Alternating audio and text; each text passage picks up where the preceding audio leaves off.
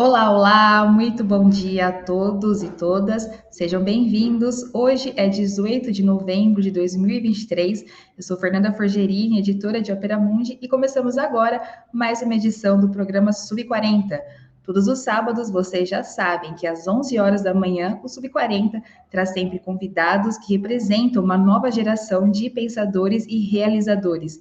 Pessoas de até 40 anos, às vezes um pouquinho mais, que são referências no mundo do trabalho, da cultura, do esporte, das leis, da política e também da comunicação. Já já começamos a nossa conversa desse sábado, mas antes quero aqui lembrar vocês do quão fundamental é apoiar o jornalismo de Opera Mundi. Há 6 formas de fazê-lo. A primeira é a assinatura solidária em nosso site em www.operamundi.com.br/apoio. A segunda é se tornando membro pagante do nosso canal no YouTube. A terceira e a quarta é contribuindo agora com o Super Chat ou o Super Sticker. A quinta é através da ferramenta Valeu Demais, quando assistirem aos nossos programas gravados. A sexta é através do Pix. A nossa chave é apoie@operamundi.com.br. Nossa razão social é Última Instância Editorial Limitada. A mais eficaz de todas as armas contra as fake news é o jornalismo de qualidade. E apenas o jornalismo de qualidade coloca a verdade acima de tudo, e é esse o jornalismo que a Opera Mundi busca oferecer todos os dias e que depende também da tua contribuição. Fiquem aí, porque após a vinheta, nossa conversa hoje é com Eribaldo Maia. Fiquem aí que voltamos daqui a pouquinho.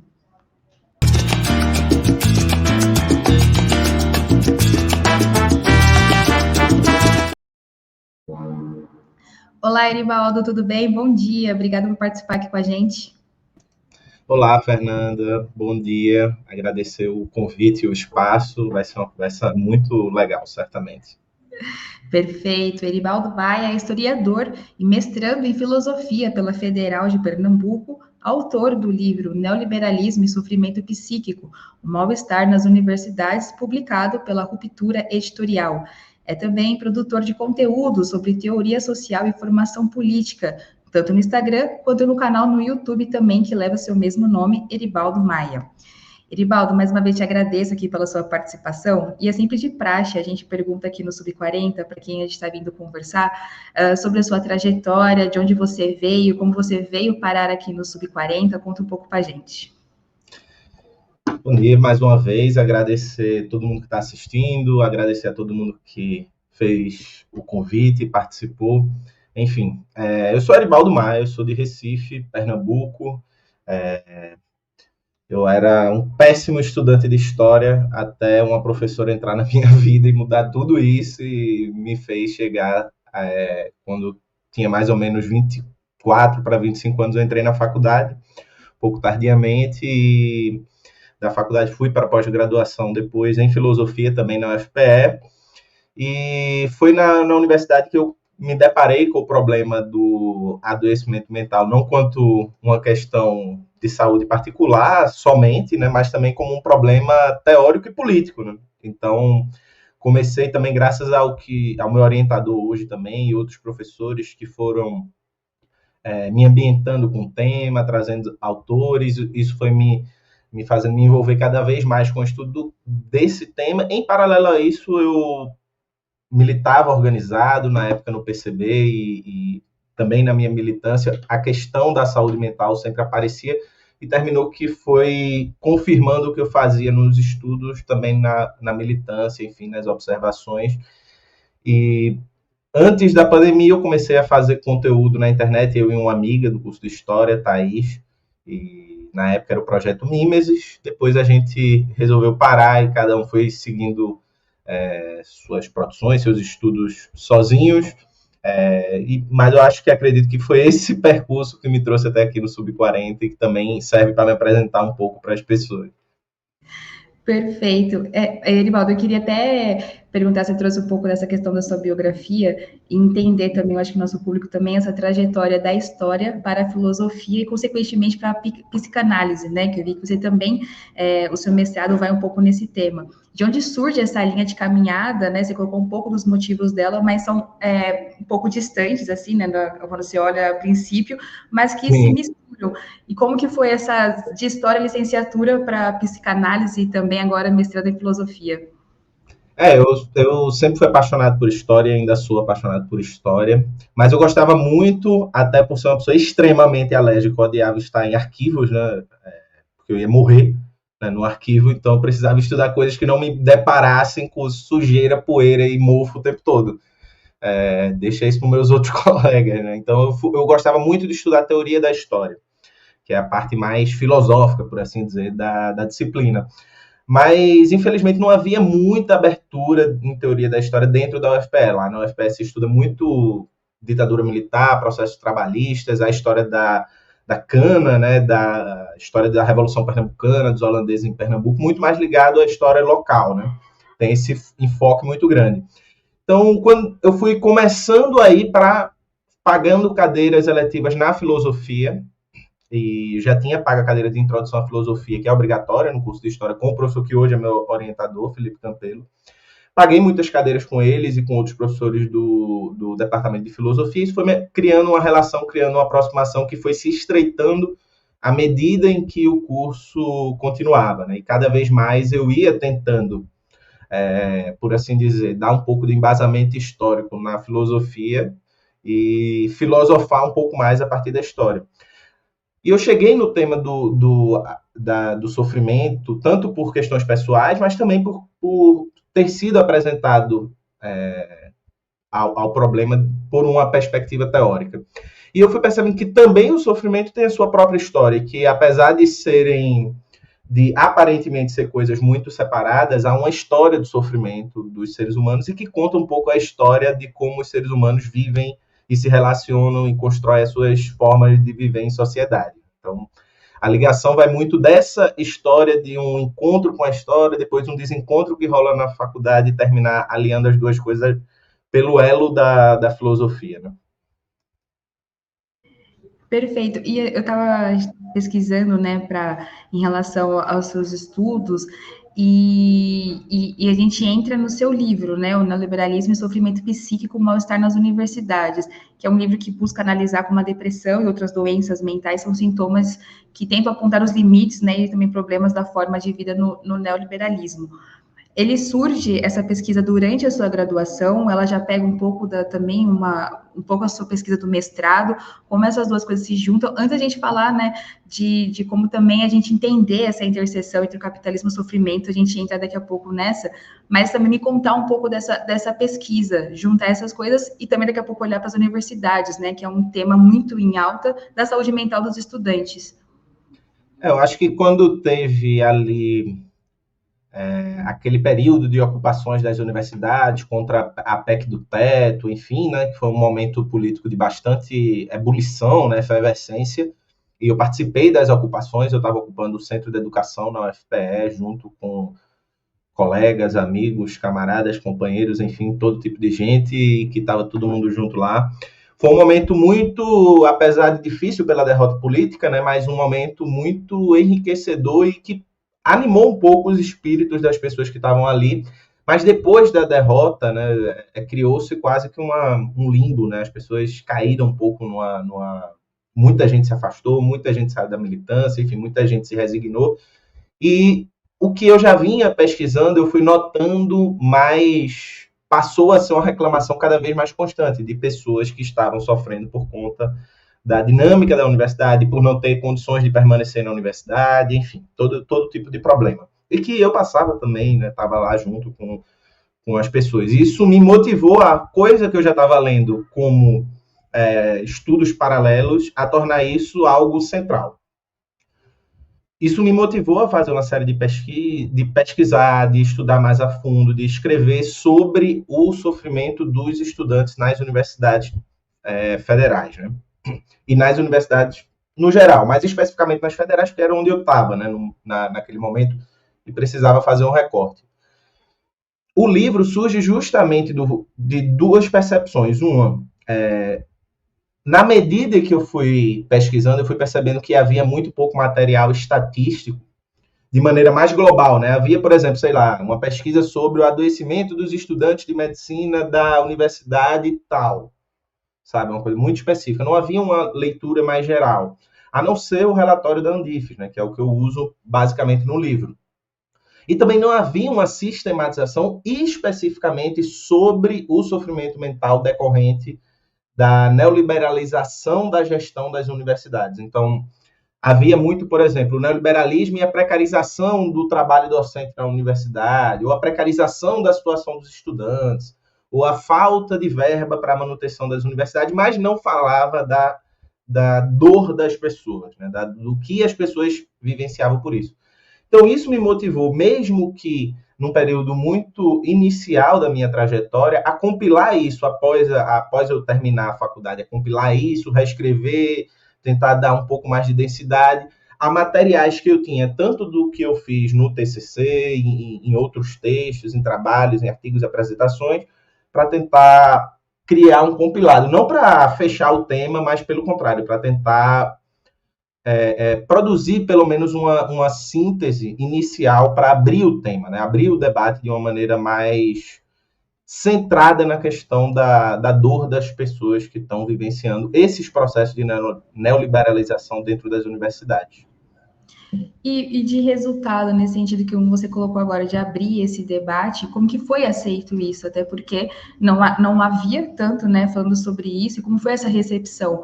No sentido de olhar para isso e ver isso como algo, não, precisamos olhar para isso, ou, não, fazendo isso, vamos tentar dar um jeito e já era. Você sentiu que há mais espaço para que seja debatido isso de alguma forma? Principalmente agora no governo Lula, você vê essa diferença ou ainda não?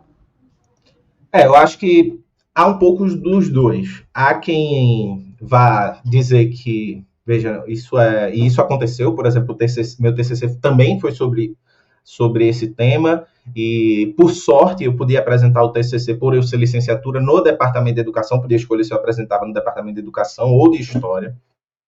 Eu optei por apresentar no Departamento de Educação, justamente porque o Departamento de História, o coordenador na época disse que eu estava politizando o sofrimento. Aí eu disse que bom que ele entendeu, né? Prova que o projeto está bem escrito, porque era exatamente isso o objetivo, né? Então, bom, né? O projeto, pelo menos, eu ia passar, né? Porque o projeto estava bem escrito. Mas haveria uma certa resistência, a fala transparecia uma certa resistência.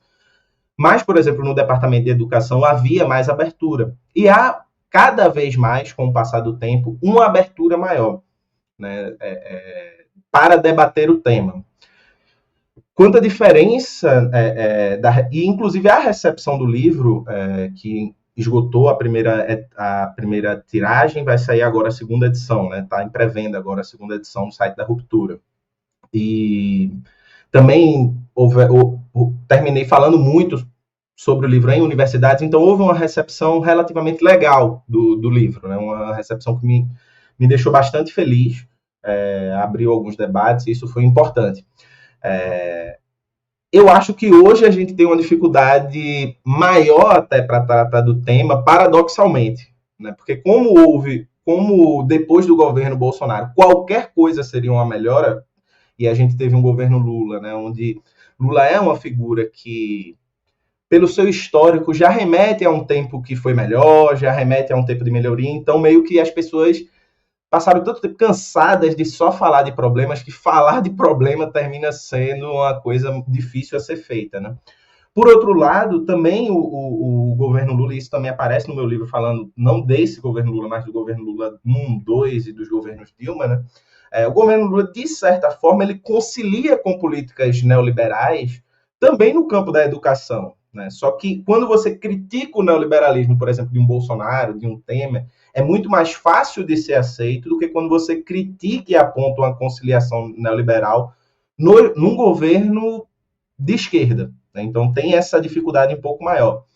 No entanto, nos governos do PT, você tem uma vantagem em relação, principalmente aos governos Bolsonaro, que é a produção de dados, né? Um governo democrático e, por isso, tem um compromisso da produção de dados, né? Você vê isso na retomada do Ministério da Saúde em relação a alguns dados, do próprio MEC, enfim. Então, você consegue, a partir disso, desses dados, inclusive produzidos pelo próprio governo ou por instituições sindicais, etc., que também estão produzindo, você tem uma retomada de alguns dados que são fundamentais para a gente analisar o problema. Então, isso é um ponto positivo muito importante e que ajuda a gente a retomar o tema. Então, Claro, né, tudo tem esse aspecto meio dúbio, justamente porque o problema, apesar de ser cada vez mais falado, ele ainda é um problema muito sensível.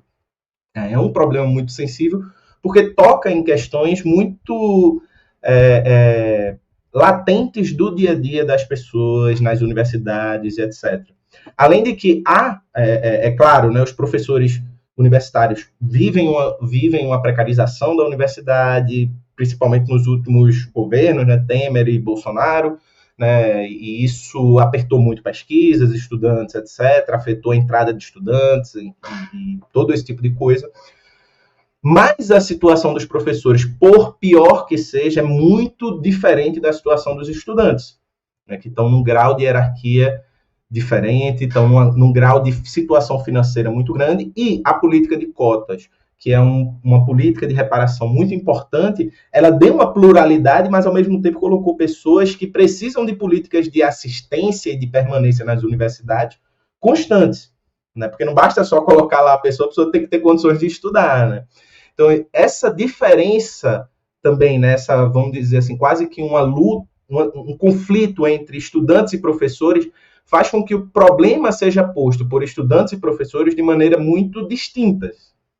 Então, criticar, por exemplo, como o professor Érico lá da UFPE tem feito, sobre, por exemplo, as medidas de excelência da CAPES, a lógica da excelência, como isso produz uma forma de adoecimento, você veja, um professor falando isso, mas a recepção muitas vezes entre os próprios professores não é muito positiva, né? Sempre às vezes uma reação um pouco mais reativa, defensiva, mas você tem um aumento desses debates e isso é muito bom, né? Então, há uns problemas, mas também há avanços, o que é normal quando a gente fala de um problema e de questões tão delicadas e sensíveis. Sim, perfeito. Surgiram algumas dúvidas tentando colocar, mas eu acho que antes de entrar na questão até do porquê mais também esse enfoque nas universidades, eu queria que você contasse um pouco disso, como a gente pode entender essa interseção entre o capitalismo e o sofrimento humano, né? Da onde parte isso e como você consegue conectar isso também, olhando também agora para 2023, porque junto a isso eu te pergunto, entre 2017 e 2021, a venda de remédios para questões depressivas, saúde mental, ela teve um crescimento de 58%. Eu junto isso e perguntei essa interseção, também se na sua opinião a nossa sociedade está doente, como que você olha para isso também? Essa é uma boa questão, né? Porque a gente geralmente, quando fala de sofrimento, as pessoas ligam muito o sofrimento à narrativa individual, a uma individualidade muito grande, algo que é privado, é meu, é minha dor. O outro não tem acesso à minha dor. O outro nunca vai saber como eu sofro aquilo que eu estou dizendo que eu estou sofrendo, né? E isso aparenta no sofrimento uma coisa quase que ahistórica, ou então o que remete ao biológico, como é a hegemonia da neurociência hoje. Né? Quando você mergulha, por exemplo, em algumas pesquisas da própria neurociência, né, porque você vai ter que, dentro de uma hegemonia da neurociência, você precisa também pesquisar os estudos empíricos. Né? Então, vários outros neurocientistas, por exemplo, o Antônio Damasio, apontam que a neurociência explica o como, mas não explica o porquê, ou seja, como um cérebro depressivo funciona. Ele funciona assim, tem um déficit de serotonina e assim por diante. Como é a arquitetura de um cérebro ansioso e assim por diante. Então, ele consegue explicar muito bem o como, mas o porquê, o Damasio, né, ele vai dizer que está muito ligado a questões sociais, né? Ou seja, como a gente interpreta essa dor, né? O que gera essa dor. Então, você, por exemplo, você pode sofrer, né? Eu sempre gosto de dizer isso. Vai ter sofrimentos que nunca vão passar, né? Então, por exemplo, a gente vai morrer. O que vem depois da morte? Essa angústia de que a nossa vida tem uma finitude, ela independe se a gente vive no capitalismo, no feudalismo, no socialismo, no anarquismo, qualquer ismo que seja. Independe disso. A angústia da morte, é claro, a cultura cristã lida com a angústia da morte de uma forma muito diferente, sei lá, que os ameríndios guaranis lidavam com a morte. Então você vê como o social já muda a forma das pessoas viverem uma determinada realidade. Então você tem esse aspecto. Existem sofrimentos que são existenciais, mas ainda assim a sua vivência depende de um contexto social e cultural. Você tem sofrimentos que são, por exemplo, o fato de que eu não escolhi nascer no Brasil, falar português, viver em Recife, e eu não escolhi estar vivo nesse tempo histórico, passar por uma pandemia, eu não escolhi nada disso. No entanto, a gente passa e vive essas coisas, somos determinados por essas coisas. Sei lá, a gente não tem tanto alcance como, por exemplo, se eu fosse um inglês, né? Ou, sei lá, né? Se eu fosse um estadunidense, né? Então, esse sofrimento de que nós somos largados no mundo em condições que a gente não escolheu, isso independe do contexto histórico, né? Claro que vai ter situações que você vai ser largado num contexto melhor e outras num contexto muito pior, né? Mas esse fato de que você não escolhe, né, que você é o peso da tradição do passado nos pesa aos ombros, como diz Marx, ele vai estar aí sempre, né, de certa forma. Mas existe um sofrimento social, né? Existe um sofrimento que é ligado diretamente à nossa forma de vida, e nesse a gente tem como agir. Por exemplo, ninguém em sã consciência fica feliz ganhando um salário mínimo, gastando todo o dinheiro para sobreviver, sem condições de ter um lazer decente, de ter uma boa educação para os seus filhos, de melhorar a sua qualidade de vida, de ver o seu filho muitas vezes tendo um potencial muito grande, mas você não podendo fazer nada, ou vendo seu filho com problemas e você não podendo fazer muita coisa, porque não há serviços públicos adequados, não há condições financeiras adequadas, o salário é muito ruim, não há direitos, são pessoas excluídas da participação política, etc, etc, etc. Esse sofrimento, a gente pode fazer alguma coisa. E é dentro desse aspecto que eu viso trabalhar, ou seja, a forma como a gente expressa o sofrimento depende do social, sempre, em alguma medida. Por quê? Porque nós falamos o nosso sofrimento. Não é uma imagem do cérebro que vai dizer, ó, aqui está o cérebro da pessoa depressiva, então vamos tratar ele. Não é assim, é a partir da fala que se faz o diagnóstico, né? Então, e a fala tem determinações linguísticas, determinações culturais, dinâmicas de reconhecimento na qual você precisa falar de uma forma que o outro entenda que aquilo que você está falando é passível de ser sofrimento. Então, você vê, por exemplo, o caso dos palestinos é paradigmático porque aquelas pessoas não têm o direito de sofrer. Elas sofrem, falam do seu sofrimento, mas aquilo não é reconhecido como sofrimento. É um sofrimento negado. Então, você precisa adequar o seu sofrimento a uma gramática que é social. Então, a partir disso, você já só experiencia o sofrimento, tal qual a experiência da morte, né, que cada cultura vai experienciar de certa forma. Cada forma de vida, o capitalismo, o feudalismo, se você for pegar, por exemplo, o capitalismo na época de Freud era muito diferente de hoje, e o tipo de sofrimento que tinha naquela época é muito diferente de hoje. Então, essa ligação é muito importante. E quando a gente vê como as pessoas sofrem hoje, você percebe uma ligação muito intrincada entre, de um lado, a razão, a lógica neoliberal, né, essa lógica muito ligada a um culto da produtividade, ao culto da lógica do empreendedor, a uma racionalização da vida onde você controla seu tempo, seus gastos, seu dia a dia, sua rotina, tudo é passível de ser controlado, quando a vida, na verdade, ela é cheia de momentos incontroláveis, contingentes, surpreendentes, né? Por um lado, né, esse ethos que diz pra gente, você tem que ser feliz, você pode ser tudo o que quiser, você tem que gozar, você tem que fazer tudo o que você quer, e, por outro lado, um ambiente social permeado por uma desigualdade estrutural violentíssima, por uma guerra de todos contra todos, e por uma lógica onde, se você parar de investir em si mesmo, na educação, indo para o trabalho, etc., etc., você é ficado para trás e, portanto, é excluído da sociedade sem o direito ao acolhimento, sem um serviço público de saúde adequado, sem um campo de solidariedade social. Porque a ideia do neoliberalismo é que todo esse campo também seja mercantilizado. Então você vive, por um lado, a ansiedade do medo de ser um ser excluído e, por outro, a necessidade de, para ser você mesmo, ser uma pessoa altamente produtiva e altamente realizada. E aí, Maria Rita Kell diz algo que é fundamental, que é somente numa sociedade em que você tem que ser você mesmo e feliz o tempo todo, é que a depressão é possível, porque isso é uma utopia. Né? O sofrimento é parte da vida humana, o conflito é parte da vida humana, e o neoliberalismo tem esse ethos que visa justamente neutralizar isso para que para que o que antes a gente dizia assim, isso aqui é um problema social, a gente possa agora enxergar esse problema social como algo individual, uma espécie de privatização do sofrimento, que diz, eu estou sofrendo porque eu trabalho 16 horas por dia, mas é porque eu sou preguiçoso, e não porque vivemos num sistema que nós somos explorados ao ponto que temos que trabalhar 16 horas por dia. Então, mais ou menos essa seria a ligação. Uhum. E, Erivaldo, nessa última parte que você coloca isso de a gente meio que se culpabilizar, né, de ser preguiçoso, enfim, entrar nesse ciclo e isso te fazer, né, entrar no conflito mental, você acha que isso pode justificar essa questão desse, como eu te coloquei, desse aumento de venda de remédio?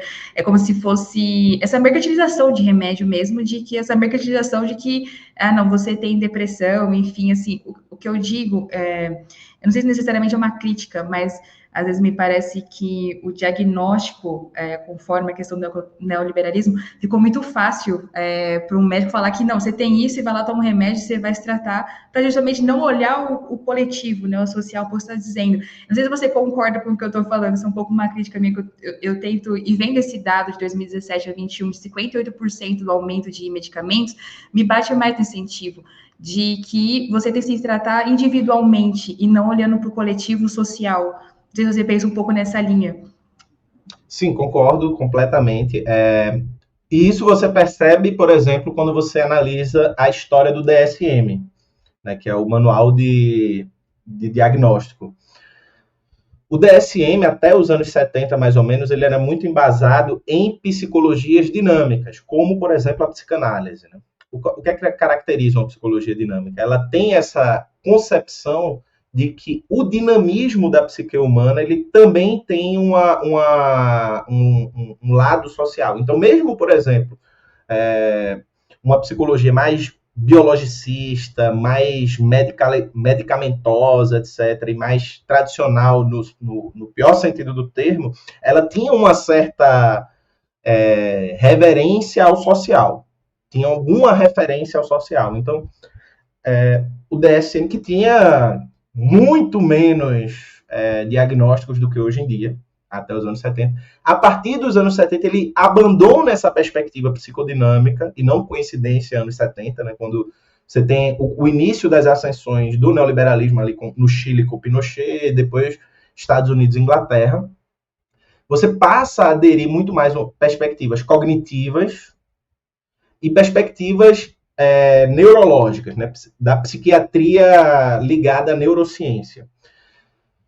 Isso produziu um aumento de mais de 100% no número de diagnósticos, assim, muito rapidamente, ao ponto que você falou assim, hoje em dia é muito fácil dar o diagnóstico. E se você abrir o DSM e ler mesmo uma pessoa leiga na leitura do DSM, eu sou uma pessoa leiga na leitura do DSM, porque o DSM é um manual médico, né, psiquiátrico, você percebe muito facilmente que qualquer pessoa se encaixaria em pelo menos uns 3, 4 negócios ali.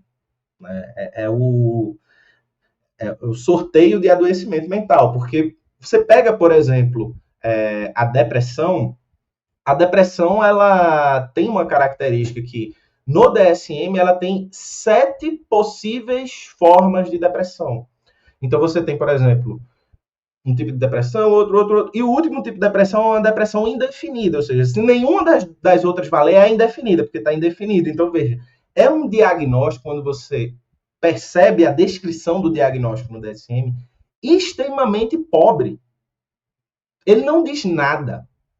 Ele não fala sobre nada. Inclusive, a forma de descrever a depressão é curiosa, porque ele usa o termo uma pessoa funcional.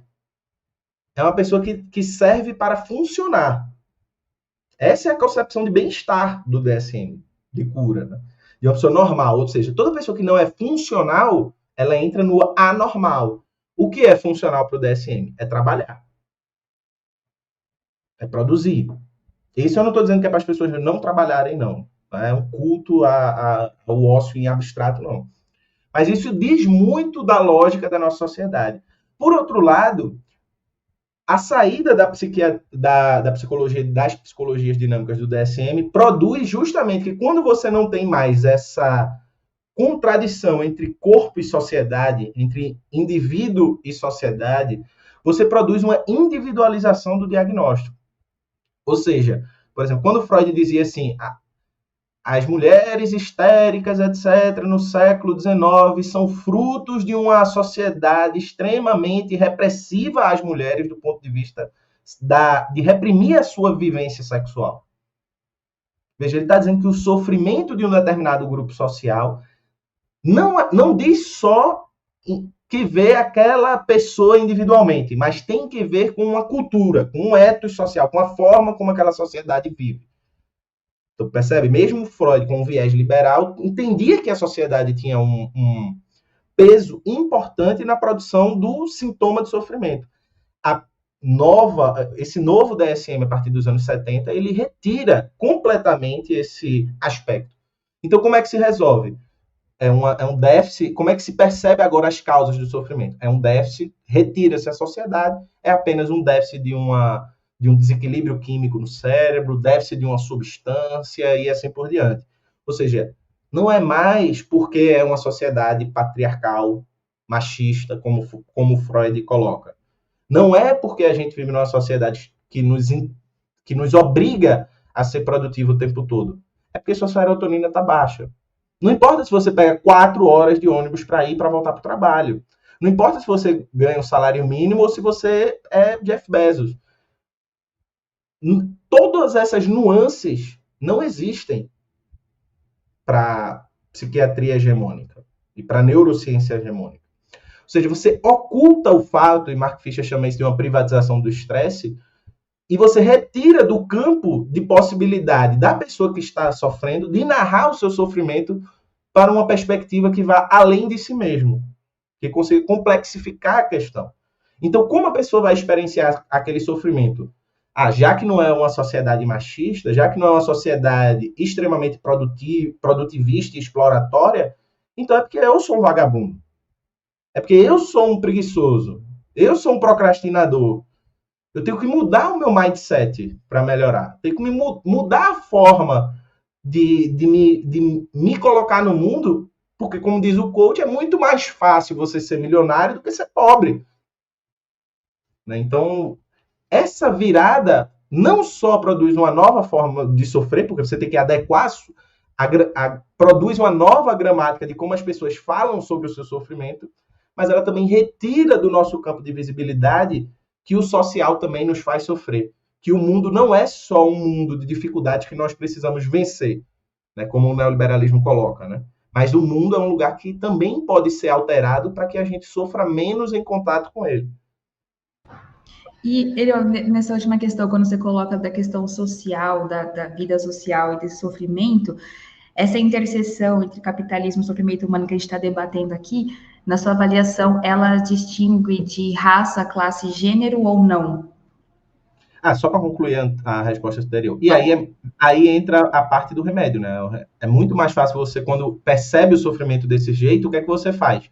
Se é uma enzima, um desequilíbrio químico, uma substância em falta, você dá um remédio e aquela substância vai voltar.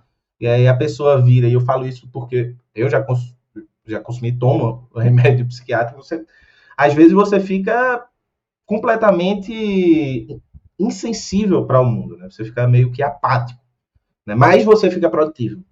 Isso é o que importa. Que é o que interessa também, né? Isso explica muito a ascensão, não só no Brasil, mas no mundo, né? Mas o Brasil só perde para os Estados Unidos, né? Nas Américas, de países com maior número de casos de sofrimento e depressão. E aí, sim, tem um recorte de gênero, de raça, diversos recortes que são de intersecções, que são fundamentais para entender a questão. Por exemplo, quando eu fui para me debruçar sobre os dados nas universidades, etc., você percebia que mulheres, elas procuravam mais o serviço de atendimento de saúde, mas elas tinham mais incidência de certos distúrbios, mais do que homens brancos, que têm menos do que, por exemplo, pessoas negras, pessoas LGBT, enfim. Então, esses recortes pesam justamente porque quando você pega, por exemplo, a vida de uma pessoa transexual no Brasil, que tem uma expectativa de vida baixíssima, você pega, por exemplo, história, né? Erika Hilton deu uma entrevista esses dias, né? Falou um pouco sobre a vida dela, e você vê que uma história dessa é uma história que o normal é que essa pessoa tenha sofrido bastante por essa história. Não tem como... O neoliberalismo gosta de pegar a história de sofrimento para transformar isso em histórias de redenção. Como se a pessoa não tivesse o direito de sofrer por uma dificuldade extrema. Né? Então, a pessoa não tem direito, a pessoa tem que ser forte, encarar de frente. Mas quando você pega, por exemplo, esses grupos que, além de ter que lidar com a pressão da produtividade na universidade, pressão de prova, de leitura de texto, de assédio, muitas vezes dentro do ambiente acadêmico, ainda tem que lidar com o problema de, por exemplo, né, em Recife, durante eu estava fazendo graduação, teve uma pessoa da universidade, uma menina que morreu porque a porta do ônibus abriu, o ônibus estava tão lotado que ela estava na porta e ela terminou morrendo. Então, uma pessoa que, sei lá, está num risco de morte porque está num transporte público extremamente precário, aí chega em casa, mora numa comunidade que falta luz não sei quantas vezes e é super violento e a polícia chega aloprando e todo esse tipo de coisa, isso tudo potencializa, né? Você cria mais, para usar a expressão que está na moda, você vai criando mais gatilhos sociais de sofrimento.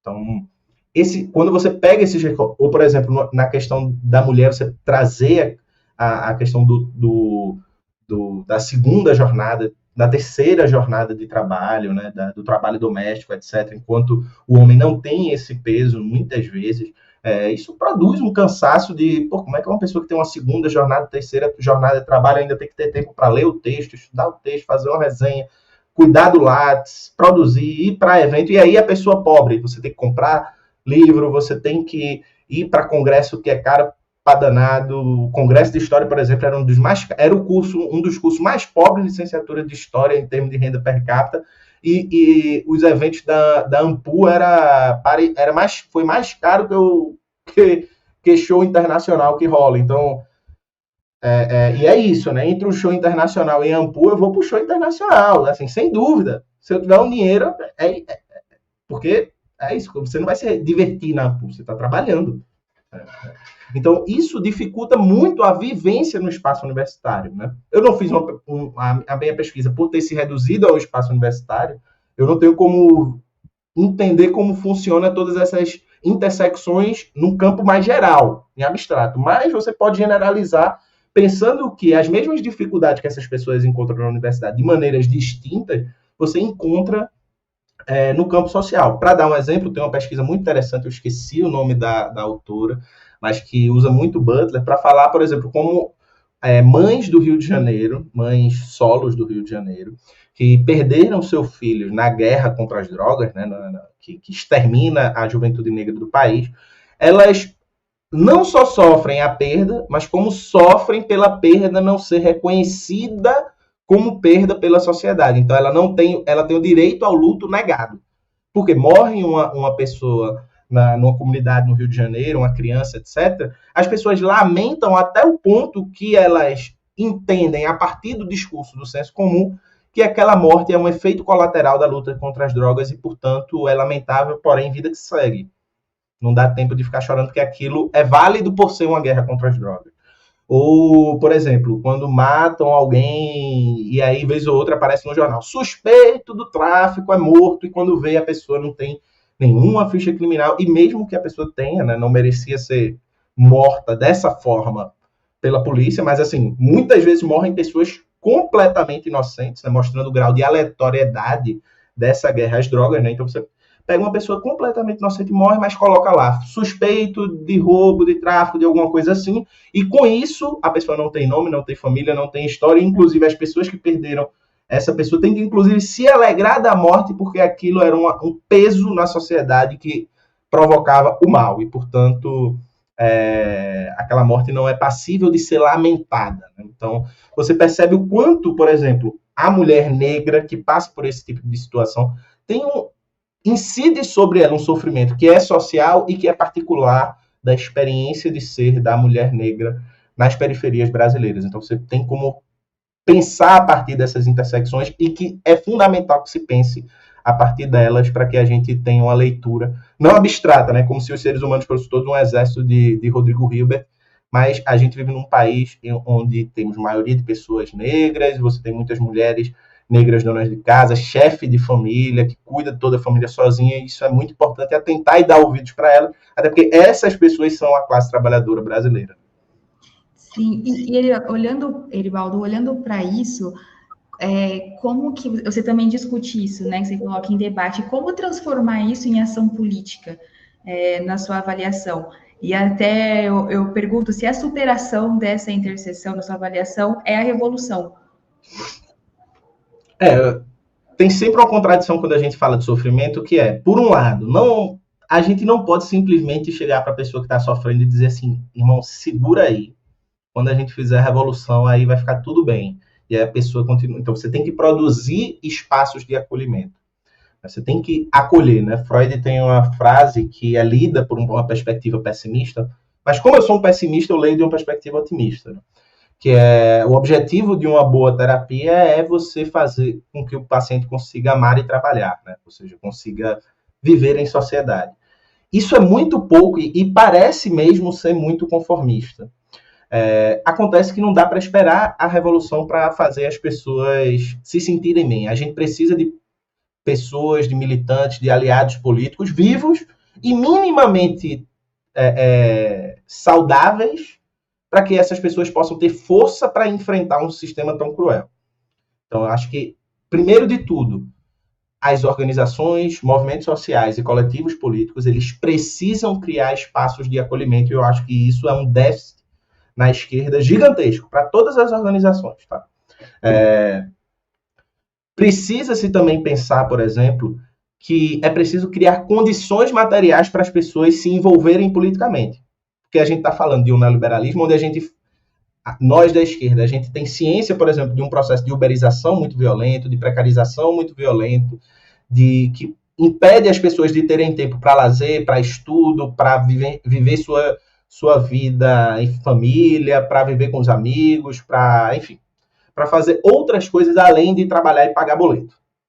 Cada vez menos as pessoas fazem outras coisas, ou têm tempo de fazer outras coisas a não ser trabalhar e pagar boleto. Isso significa que, se é verdade isso, as pessoas têm cada vez menos tempo de pensar e, pior ainda, de ir. Imagina a pessoa sai do trabalho e vai para uma reunião política e no outro dia tem que acordar de 4 horas da manhã para pegar um ônibus. Ela não vai. Eu não iria. Então, assim, eu fico pensando, se eu não iria, eu tenho que arrumar um jeito dessa pessoa ir. Qual é o jeito? Não é de chegando para ela e explicando para ela que ela é uma pessoa super explorada, porque isso ela já vivencia, ela de certa forma sabe, só não sabe os termos. Talvez não entenda como exploração, mas ela sabe que está lascada. Então, dizer o óbvio não é trabalho de base, para mim. Então, eu acho que o sofrimento nos leva a refletir sobre esse diálogo com a política de uma forma a pensar que, se tem uma dimensão social no sofrimento, o sofrimento diz que respeito a um problema social que precisa ser transformado. Por quê? Desde Freud já tinha uma percepção de que o sofrimento sempre nos leva a alterar a nós mesmos e o mundo. O sofrimento indica que algo precisa ser transformado. Se algo precisa ser transformado e entendemos que há uma conexão social do sofrimento, significa que a sociedade precisa ser transformada. Qual a melhor forma para entender o que precisa ser transformado na sociedade, ouvindo o sofrimento das pessoas?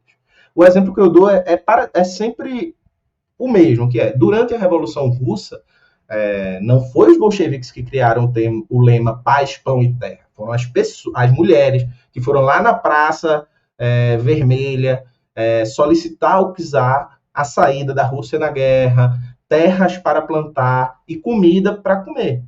Não é uma pauta em si revolucionária, mas é uma pauta que os bolcheviques instrumentalizaram, por quê?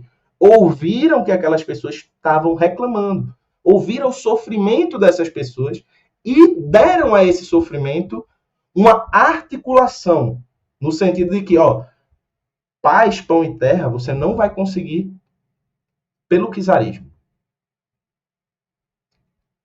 E o czar prova que não vai conseguir pelo czarismo. Né? Então, você não vai conseguir pelo czarismo. Ou seja, a gente precisa...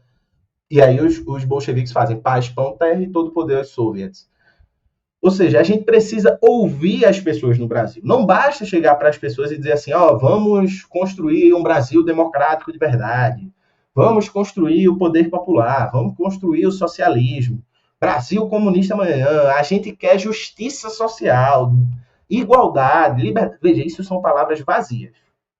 As pessoas que vivem na periferia, elas estão sofrendo por falta de creche, de comida, de acesso à saúde, à educação, à dignidade.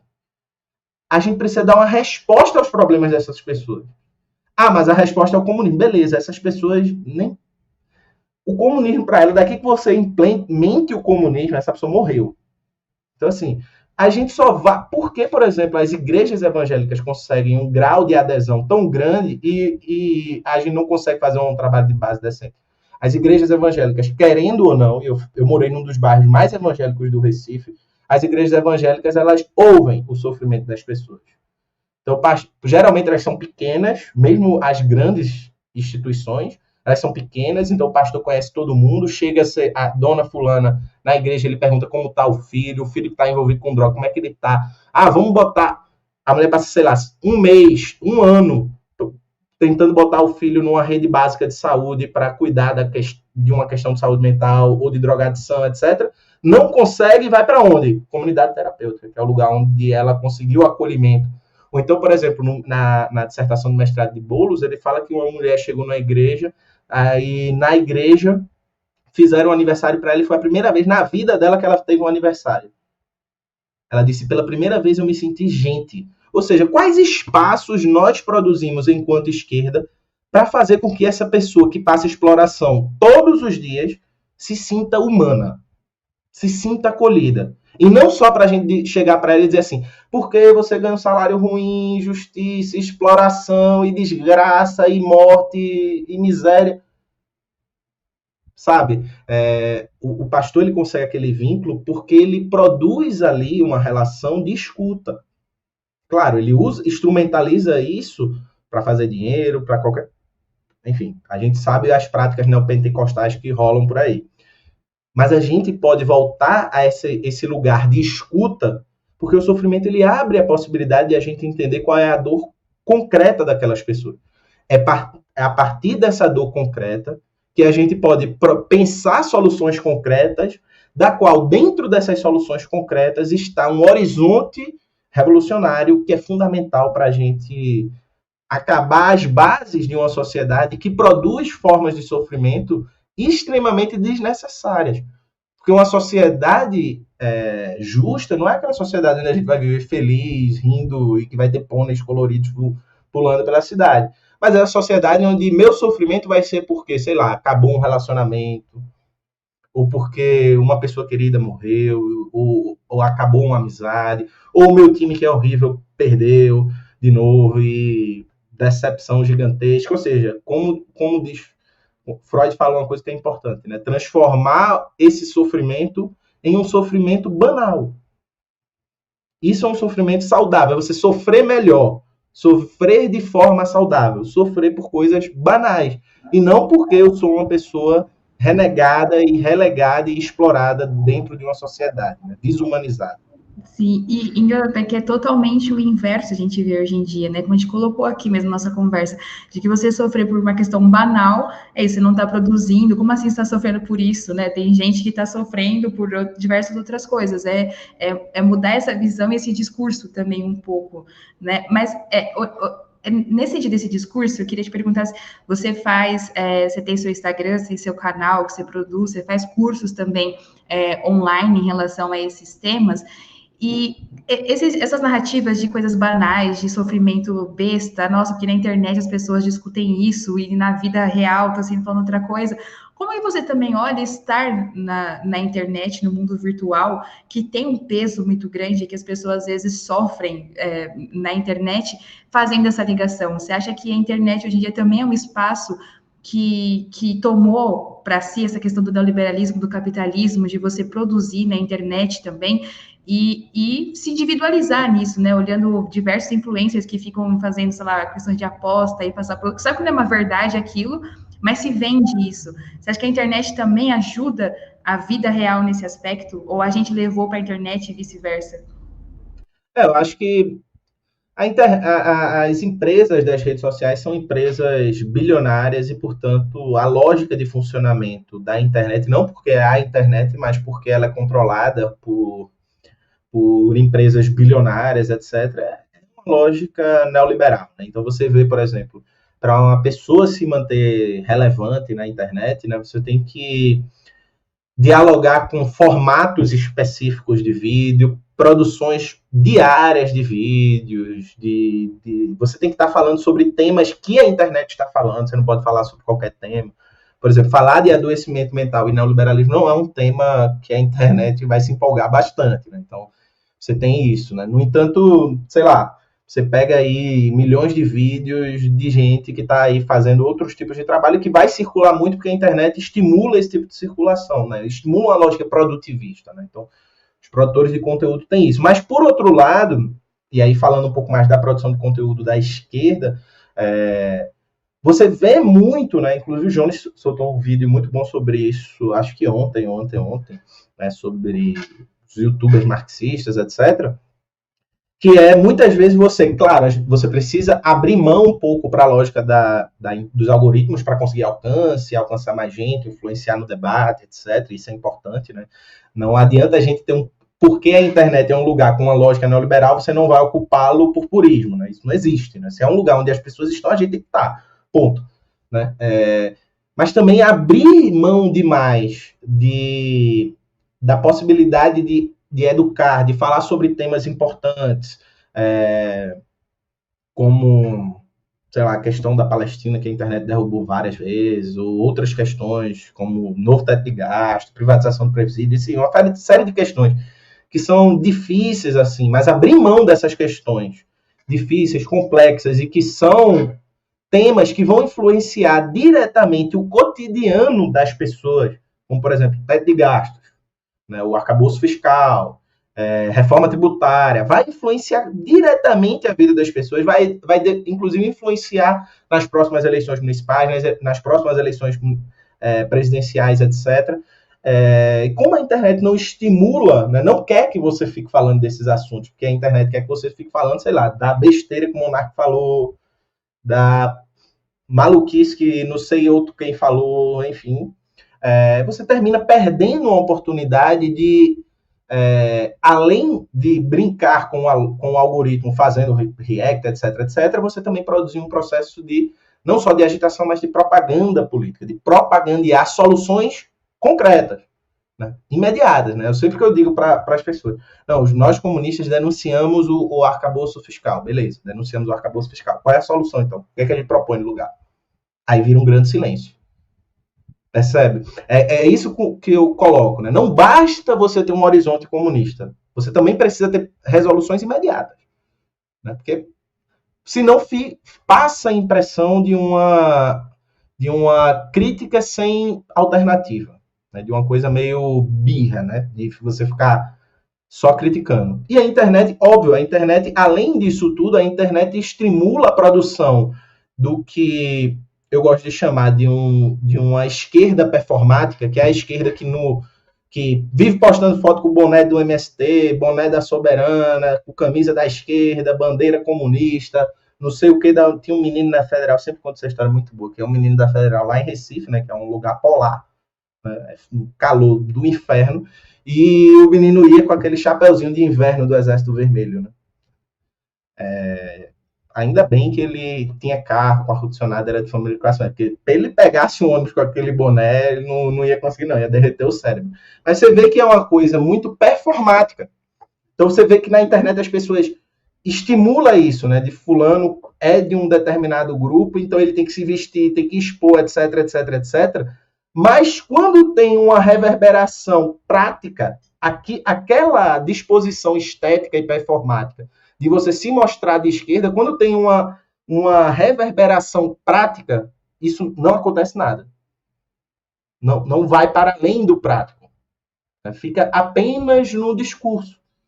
De, eu sou comunista, e não sei o quê, vamos, né, fogo nos racistas, vamos levar não sei quem para o Gula Canavieiro, mas quando a pessoa vai colocar em prática aquilo, se rebaixa ao limite do possível dentro da democracia burguesa. Então, você cria uma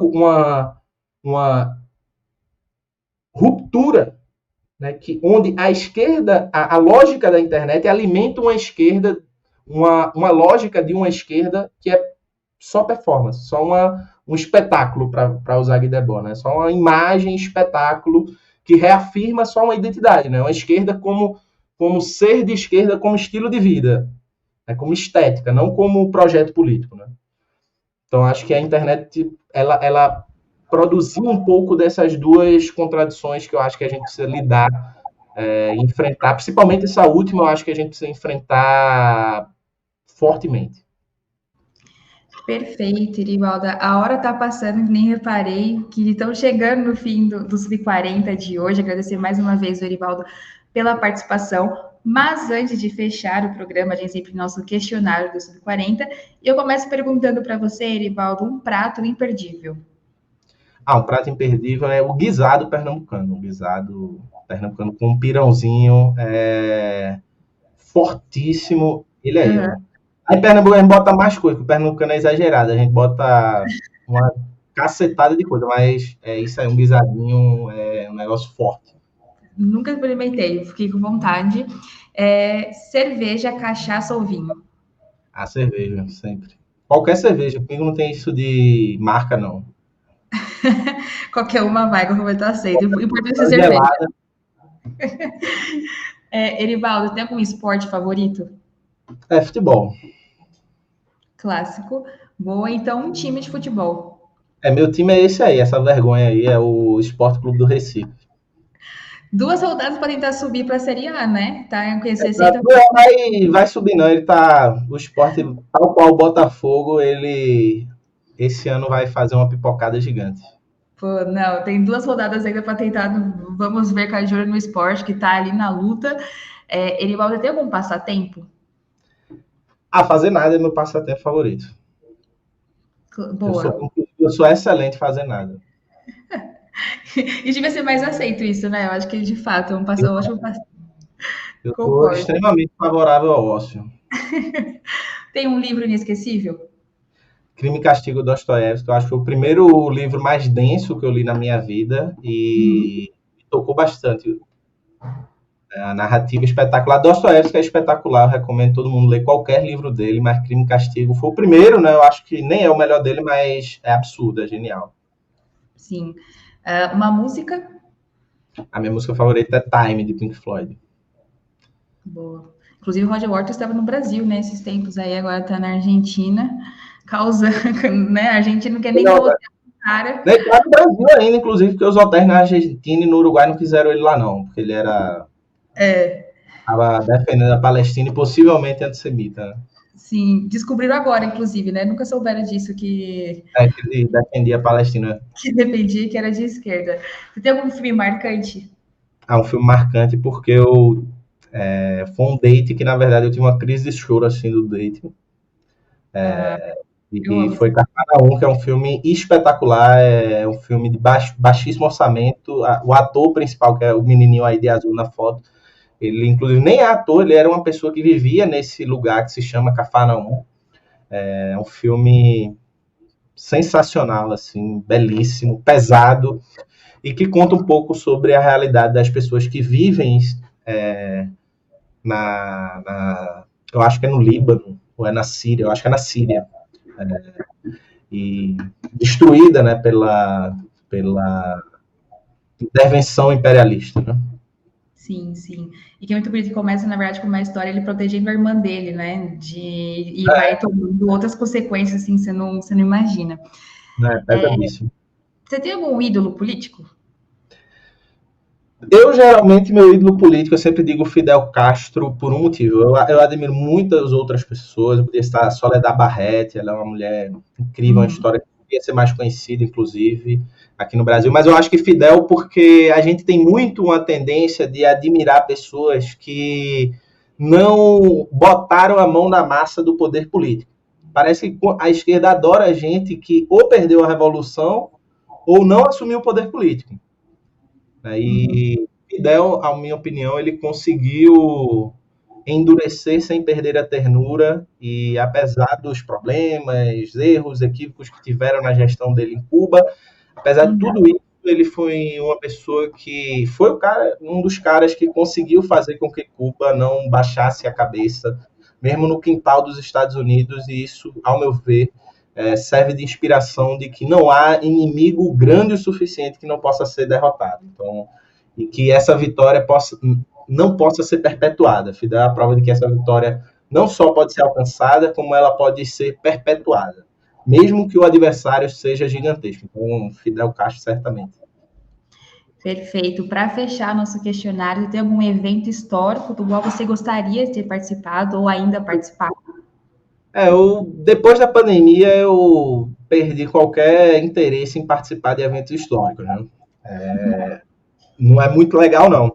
Talvez isso, qualquer show de Jimi Hendrix, eu acho que eu gostaria muito de ter participado, porque eu sou muito fã de Jimi Hendrix. Uhum. Perfeito, é isso. Erivaldo, te agradeço mais uma vez pela sua participação aqui no Sub40. Tenho certeza que a audiência vai adorar e a gente também. Muito obrigada. Obrigado, agradecer a todo mundo que assistiu e vocês, Fernanda, Aurora, pelo convite. Enfim, foi incrível. É isso, que você volte mais vezes aqui em Opera Mundi. Muito obrigada a todos. Curtam, compartilham também este vídeo. Vão nas redes aí do Erivaldo também para ver o trabalho dele, que é muito interessante. Ficamos por aqui até o próximo sábado. Tchau, tchau, gente.